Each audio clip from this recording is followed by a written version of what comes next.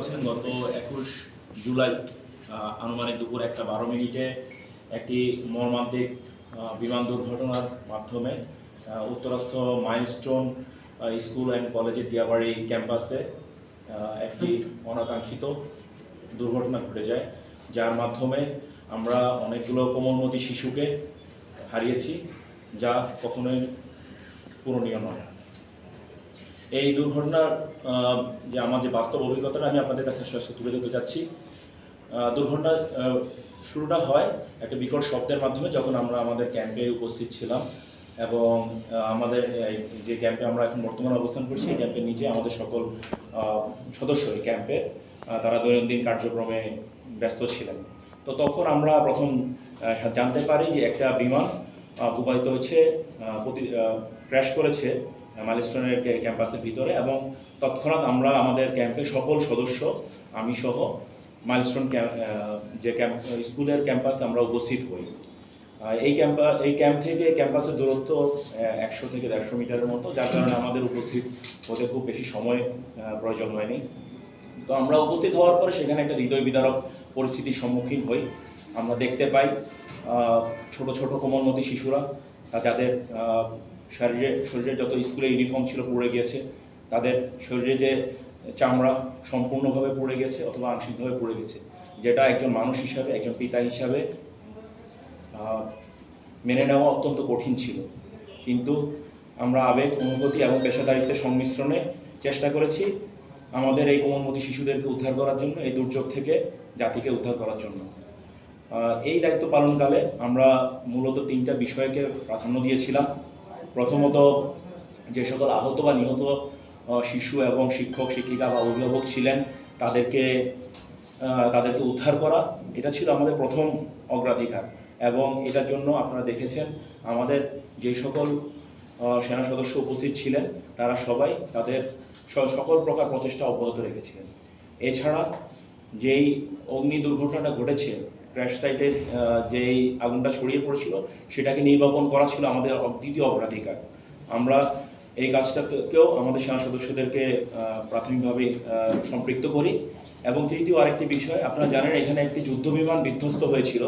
যে যুদ্ধবিমানটির ভিতরে বিভিন্ন রকম দাহ্য তেল ছিল, যেটা থেকে বিমানের জ্বালানি ছিল, যেটা থেকে আরেকটি বিস্ফোরণ অথবা অগ্নিকাণ্ড ঘটার সম্ভাবনা ছিল, যার কারণে আমরা দুর্ঘটনাস্থল থেকে উৎসুক অভিভাবক বা যারা এখানকার স্কুলের ছাত্রছাত্রী বা অন্যান্য মানুষজন ছিলেন, তাদেরকে দূরে রাখার জন্য চেষ্টা করেছি, যাতে এই আগুনটি ছড়িয়ে পড়ে আর কোনো ব্যক্তি, আর কোনো প্রাণ আমরা হারিয়ে না ফেলি।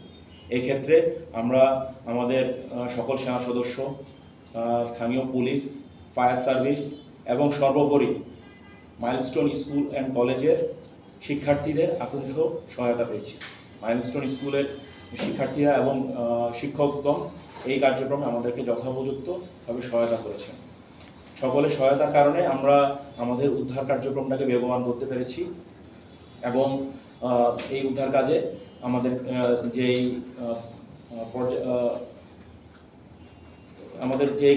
পরিস্থিতিটাকে আমরা মোকাবেলা করার চেষ্টা করেছিলাম, যেভাবে আমরা আমাদের দৃঢ় বিশ্বাস আমরা অনেকাংশে সেটা সফল হয়েছি।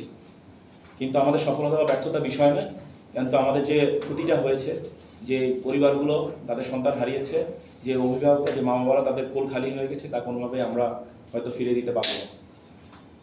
আমরা সেটা কোনোভাবেই আমাদের পক্ষে সম্ভব নয়। কিন্তু আমরা চেষ্টা করছি মানবিকতা বা মনুষ্যত্বের সর্বোচ্চ উদাহরণ স্থাপন করার জন্য। আমরা ঘটনাস্থলে উপস্থিত হয়ে দেখেছি রাস্তার মধ্যে বিভিন্ন মৃতদেহ পড়ে থাকতে, যাদের হয়তো হাত পা, শরীরের বিভিন্ন অঙ্গ বিচ্ছিন্ন হয়ে গিয়েছিল। আমাদের ক্যাম্পের সদস্যরা মনুষ্যত্ব এবং মানবিকতার উদাহরণ স্থাপন করে তাদের শরীরের ইউনিফর্ম খুলে তাদের মৃতদেহের উপরে বিছিয়ে দিয়ে তারা বোঝাতে চেয়েছিলেন যে সবার উপরে মানুষ সত্য, এর উপর আর কিছু নয়। এবং এই আবেগটা, অনুভূতিটা প্রতিটা সৈনিকের এবং প্রতিটা অফিসারের মধ্যে বিদ্যমান ছিল। এবং আপনারা সবাই